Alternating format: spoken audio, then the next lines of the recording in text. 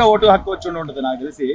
మీరు చిన్న చిన్న యువత అసలు ఈ 4.5 ఏళ్లలో ఏం చేశాడని జగన్మోహన్ రెడ్డి గారు మళ్ళీ నమ్మాలంటావు? ఆయన నన్ను నమ్మండి, ఇంకో అవకాశం ఇవ్వండి అని చెప్తున్నాడు. సొంత చెల్లెలు చెప్తున్నామా బయటకు వచ్చి ఎంత మోసం చేశాడు, లేకపోతే ఆయన ఎంత ఇబ్బంది పెట్టాడు అనేది. బాబాయిని హత్య జరిగితే సొంత సీఎంగా ఉండి ఆయన సొంత బాబాయ్ హత్య కేసు మీద తేల్చలేని పరిస్థితి ఎలా చూడాలంటావు? ఈ రోజు మన జగన్మోహన్ రెడ్డి గారు నన్ను నమ్మండి అంటున్నారు. ఆంధ్ర రాష్ట్ర ప్రజలు కాదు కదా, సొంత కుటుంబ సభ్యులు కూడా ఆయన నమ్మే పరిస్థితి లేదు.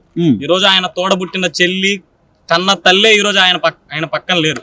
అలాంటిది ఈ ఆంధ్రప్రదేశ్ ప్రజలు ఆయన ఏ విధంగా నమ్మాలి? ఒకటి, ఆ రోజు ప్రతిపక్షంలో ఉన్నప్పుడు ఆయన ఏం చెప్పాడు? మా బాబాయిని చంపేశారు అన్నారు. ఈ రోజు ఆయన ముఖ్యమంత్రిగా దాదాపు 5 సంవత్సరాలు అయిపోతుంది. ఎవరు చంపారు ఆయన బాబాయిని? వాళ్ళ చెల్లి ఈ రోజు కోర్టుల చుట్టూ తిరుగుతా ఉంది, బాబాయ్ కూతురు. ఈ రాష్ట్ర ప్రభుత్వం మీద నమ్మకం లేక పక్క రాష్ట్రాలకు ఆ కేసును బదిలీ చేసుకుంటా పోతా ఉంది. సొంత ఇంట్లో కుటుంబ సభ్యులకి ఆయన మీద నమ్మకం లేనప్పుడు ఈ రాష్ట్ర ప్రజలకి ఏ విధంగా ఆయన నమ్మకం ఉంటది? ఏం చేశాడు ఆయన నమ్మకం ఉంటది? జాబ్ క్యాలెండర్ అన్నాడు, 5 సంవత్సరాలు అయింది, ఒక్క జాబ్ క్యాలెండర్ అయినా వచ్చిందా? ఫీజు రీఎంబర్స్మెంట్ ఇస్తాను, మళ్ళీ రాజశేఖర్ రెడ్డి పాలన తీసుకొని వస్తానన్నాడు. ఎవరికి వస్తుంది ఈ రోజు పూర్తి ఫీజు రీఎంబర్స్మెంట్? గతంలో కాలేజ్ యాజమాన్యం ప్రభుత్వానికి మాత్రమే ఆ ఫీజు రీఎంబర్స్మెంట్. ఈ రోజు వాటిలో మధ్యలో విద్యార్థులను తీసుకొచ్చి ఈ రోజు ఆయన ఒక విడత వేస్తాడు, రెండో విడత ఎగ్గొడతాడు. ఈ రోజు కాలేజీ యాజమాన్యాలకు సమాధానం చెప్పాల్సింది ఎవరు? మేము. ఫీజు కట్టలేక ఎంతో మంది ఇబ్బంది పడతా ఉన్నారు, వాళ్ళని పట్టించుకోకుండా ఈ ముఖ్యమంత్రి ఈ రోజు మళ్ళీ ఇంకోటి ఏదో చెప్తా ఉన్నాడు, ఇది పేదలకి పెత్తందారులకి మధ్య జరుగుతున్న యుద్ధం అని. విలాసవంతమైన బంగ్లాల్లో ఉంటూ 10-15 కిలోమీటర్లకి హెలికాప్టర్ లో తిరుగుతున్న ఆయన పేదోడా? ఈ రోజు భవన నిర్మాణ కార్మికులను రోడ్డును పడేసి వాళ్ళ పక్షాన పోరాడుతున్న వాళ్ళు పెత్తందారులా? ఇది ఖచ్చితంగా జగన్మోహన్ రెడ్డి గారు చెప్పినట్లే పేదలకి పెత్తందారులకి మధ్య జరుగుతున్న యుద్ధం. ఇక్కడ పెత్తందారుడు అంటే జగన్మోహన్ రెడ్డి, ఆయన బ్యాచ్. అక్కడ కట్టుకున్న వైజాగ్ లో కట్టుకున్న ఋషికొండలో ఇల్లు గాని, లేదా నేను ఇక్కడ ఇల్లు కట్టుకున్నా అని చెప్పి తాడేపల్లి ప్యాలెస్ గాని, లేదా ఆయనకున్న బెంగళూరు ప్యాలెస్, లేదా హైదరాబాద్ లోటస్ పాండ్ ప్యాలెస్, ఇవన్నీ చూసుకుంటే అసలు ఎవరు ధనవంతుడు, ఎవరు పేదవాడు? ఇన్ని కోట్ల మంది ప్రజలు ఈ రోజున ఒక్కొక్క వ్యక్తి మీద కొన్ని లక్షల అప్పు ఉంది అంటే అదంతా ఎవరు కట్టాలి? నేను బటన్ నొక్కే అంటాడు మాట్లాడితే. లేదన్న, మీరు పొరపాడుతున్నారేమో. నిజంగా మా ఆంధ్ర రాష్ట్రంలో పేదోళ్ళు అంటే కూటికి లేని వాళ్ళు, ఉండటానికి ఇల్లు లేని వాళ్ళు కాదన్న. ఊరికి ఒక ప్యాలెస్ ఉన్నాడు, 10-15 కిలోమీటర్లకి హెలికాప్టర్ లో తిరిగేటోడు, భజన చేసే వాళ్ళకి పదవులు కావాల్సిన ముడుపులు ఇచ్చేవాడు మా రాష్ట్రంలో పేదోడు. కూటికి లేనోడు, తినడానికి లేనోడు మా రాష్ట్రంలో పెత్తందారుడు. అది మాత్రం క్లియర్. అంటే ఏం చెప్తే నమ్మేస్తారు జనాలు. భారతదేశానికి మొత్తం ఒక రాజ్యాంగం ఉంటుందేమో కానీ మా ఆంధ్రప్రదేశ్ మాత్రం రాజారెడ్డి రాజ్యాంగం ఉంటుంది, దాన్నే అమలు చేస్తాం. కానీ ఈ యువత కనీసం ఇంత తెలిసిన యువత రేపొద్దున ఓటు హక్కు వినియోగించుకునేటప్పుడు కనీసం ఆలోచిస్తారంటావమ్మా ఓటేసేటప్పుడు? ఖచ్చితంగా అన్న.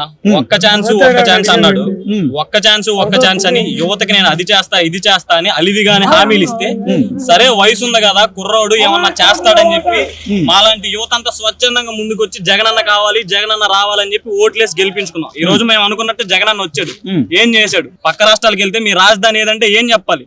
3 రాజధానులు అంటా ఉన్నాడు. సరే 3 రాజధానులు అన్న కట్టాడంటే కర్నూలు వెళ్ళి చూద్దాం ఏముంది అక్కడ. ఇంతకు ముందు ఎలాగుందో అలాగే ఉంది. వైజాగ్ లో ఏం చేశాడు, అమరావతిలో ఏం చేశాడు? ఆయన చేసింది ఎక్కడా ఏం లేదు. 3 రాజధానులు అని చెప్పి ప్రజల్ని మభ్య పెడతా ఉన్నాడు తప్ప ఆయన చేసిన అభివృద్ధి ఎక్కడా కూడా లేదు. సో తమ్ముడు, ఈ రోజు ప్రాంతాల మధ్య విద్వేషాలు కానీ, లేదా కులాల మధ్య విద్వేషాలు, ఈ రోజున ఎవరి కులం ఏంటి అనేది గతంలో తెలిసేది కాదు. వాళ్ళే సామాజిక వర్గం, వీళ్ళే సామాజిక, ఈ రోజున నేను కాపు నేను అంటే ఈ పరిస్థితి తీసుకొచ్చి వర్గాల మధ్య విభేదాలు పెడితే, అంటే వాళ్ళు కొడుకు తెస్తే మనం లాభపడదామంటే అంత అమాయకంగా ప్రజలు ఉన్నారంటావా? అంత అమాయకంగా ఉన్నాడని ముఖ్యమంత్రి గారు అనుకుంటున్నారన్న. ఈ రోజు కులాలను చూసో మతాలను చూసో ఓట్లేసే రోజులు పోయినాయి. ఈ రోజు ఆయన చెప్తా ఉన్నాడు, మొన్న ఈ మధ్య మన మంత్రులు సామాజిక బస్సు యాత్ర అని చేశారు. ఆ కులానికి అన్ని మంత్రి పదవులు ఇచ్చాను, ఈ కులానికి ఇన్ని మంత్రి పదవులు ఇచ్చారని చెప్తున్నాడు. ఏ మంత్రి అయినా, ఆంధ్రప్రదేశ్ లో ఉన్న ఏ మంత్రి అయినా ఎన్నిసార్లు వాళ్ళ శాఖకు సంబంధించి రివ్యూలు చేశారు. ఈ రోజు నీటిపారుదల శాఖ మంత్రి గారు ఉన్నారు, పోలవరం ఎప్పుడు పూర్తి అయిద్దా అంటే నేనేం జ్యోతిష్యుని కాదంటాడు. కనీసం టీఎంసీలకి క్యూసెక్లకి తేడా తెలియని ఆయన మొన్నటిదాకా నీటిపారుదల శాఖ మంత్రిగా చేశాడు. ఏ విషయ పరిజ్ఞానం లేని వాళ్ళని అందరినీ ఆయన కేబినెట్ లో కూర్చోబెట్టుకుని నేను ఆ కులం వాళ్ళకి ఇన్ని ఇచ్చాను, ఈ కులం వాళ్ళకి ఇన్ని ఇచ్చాను అనుకుంటే ఈ రాష్ట్రానికి ఏంటి ప్రయోజనం? ఈ రాష్ట్రానికి ఎటువంటి ప్రయోజనం లేకుండా ఆయనకు భజన చేసే వాళ్ళందరినీ తీసుకొచ్చి ఈ రోజు ఆయన కేబినెట్ లో పెట్టుకుంటే ఈ రాష్ట్రానికి ఎలా ఉపయోగపడుతుంది? ఐటీ శాఖ మంత్రి గుడ్డు పెట్టాలి, గుడ్డు పొదగాలి, ఇన్ని చెప్పాడు. ఈ రోజున ఆయనకు అసలు పదవే లేదు, ఎక్కడ పోటీ చేస్తాడో కూడా తెలియని పరిస్థితి. అంటే నువ్వు అన్నట్టుగా తమ్ముడు, ఈ రోజున ఒక నీటిపారుదల శాఖ మంత్రి కానీ, ఐటీ శాఖ మంత్రి కానీ, ఆర్థిక మంత్రి కానీ, లేకపోతే వ్యవసాయ శాఖ మంత్రి కానీ, ఇట్లా మంత్రులు కనీసం ఎవరు ఏంటి అనేది కూడా మనం గుర్తించలేని పరిస్థితుల్లో మొత్తం అన్ని డెసిషన్లు నేనే తీసుకుంటా, మొత్తం 1.5 లాగా నేను ఒక్కడినే అన్ని చేస్తానంటే దీనికోసమైనా ఆయనకు ఒక అవకాశం ఇచ్చింది ఈ రోజు వన్ మ్యాన్ షో చేయడానికి కోసం. ఈ రోజు ఆంధ్రప్రదేశ్ లో ఉంది ఒకడే ముఖ్యమంత్రి, మంత్రులు కూడా ఒకరే అండి. అన్నిటికీ సకల శాఖ మంత్రి అని సజ్జల రామకృష్ణారెడ్డి గారు ఉన్నారు. ఆయన ఏదైతే చెప్తాడో అక్కడ ప్యాలెస్ నుంచి ఏదైతే ఆదేశాలు వస్తాయో దాన్ని అమలు చేయడానికి మాత్రమే ఆయన ఉన్నాడు. ఈ మంత్రులకి వీళ్ళెవ్వరికి పవర్ లేదండి.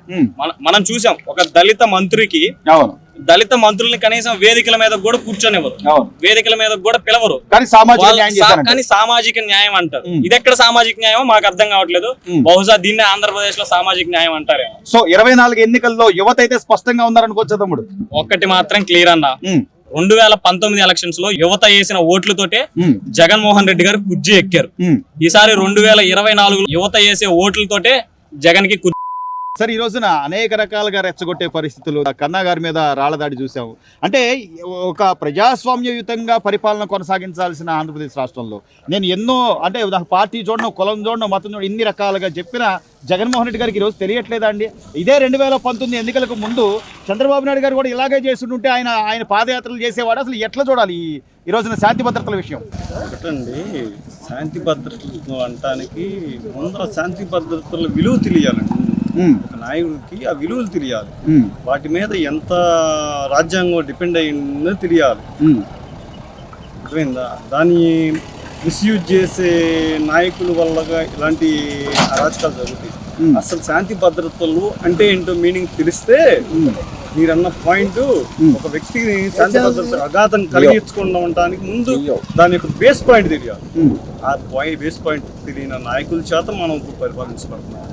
కానీ అంటే ఎన్నో నమ్మారు సార్. ఆ రోజున సొంత బాబాయ్ మీద హత్య జరిగిన నేపథ్యం కానీ, లేకపోతే ఆయన మీద కోడికత్తి జరిగినప్పుడు కానీ, అంటే ఏదో సరే రాజశేఖర రెడ్డి గారి బిడ్డ సరే అవకాశం ఇద్దాం, ఆ రోజు తల్లి చెల్లి ఇద్దరు తిరిగారు, ఎన్నో రకాల హామీలు ఇచ్చారని చెప్పి నమ్మి మోసపోయామని చెప్పి ప్రజలు చెప్తున్న నేపథ్యం.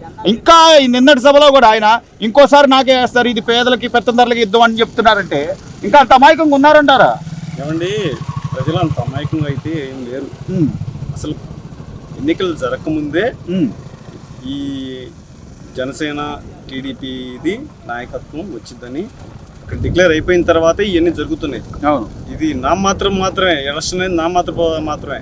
ఆల్రెడీ ప్రజలందరూ తీర్పు ఇచ్చేశారు. మాకు సెక్యూర్ కానీ, డెవలప్మెంట్ కానీ, ఏంటి ఇలాంటి అరాచకాలు నిర్మూలించడం కానీ, ప్రజలకు అందరికీ సేవా పథకాలు రావడానికి కానీ ఆల్రెడీ డిక్లేర్ అయిపోయింది. ఈ ఎలక్షన్ మాత్రం ముందు రెచ్చకూడదు అనేది అసలు శాంతి భద్రత విలువ రాజ్యాంగంలో ఎంత పటుత్వంగా ఉన్నది, ఒక పోలీస్ అధికారిని ఎలా గౌరవించాలి, ఇవన్నీ తెలియని నాయకులండి వీళ్ళు. సో మొత్తం మీద చూస్తే ఈ రోజున నేను సంపూర్ణ మద్యపాన నిషేధం చేసిన తర్వాత మీ దగ్గరికి ఓట్లాడడానికి వస్తా అన్నాడు. ఎక్కడా మద్యపాన నిషేధం లేదు. అమరావతిని అభివృద్ధి చేస్తా అన్నాడు, అమరావతి అభివృద్ధి లేదు. లేకపోతే ఉద్యోగాలు ప్రతి జనవరికి జాబ్ క్యాలెండర్ అది లేదు. ఇవేమీ చేయకుండానే నేను 99% నా మేనిఫెస్టో పూర్తి చేశా అంటే అసలు ఎట్లా చూడాలి సార్? ఈ రోజుల్లో ప్రజలు ఎవరు అంత అమాయకంగా లేరు. ఏంటి ప్రాక్టికల్గా ఆలోచించాలి, గ్రౌండ్ లెవెల్లో ఆలోచించాలి ఏం చేసింది అనేది. ఏంటి ఇప్పుడు ఆయన చెప్పినంత మాత్రాన ఏదో జరిగింది అని అపోహలో ఎవరూ లేరు.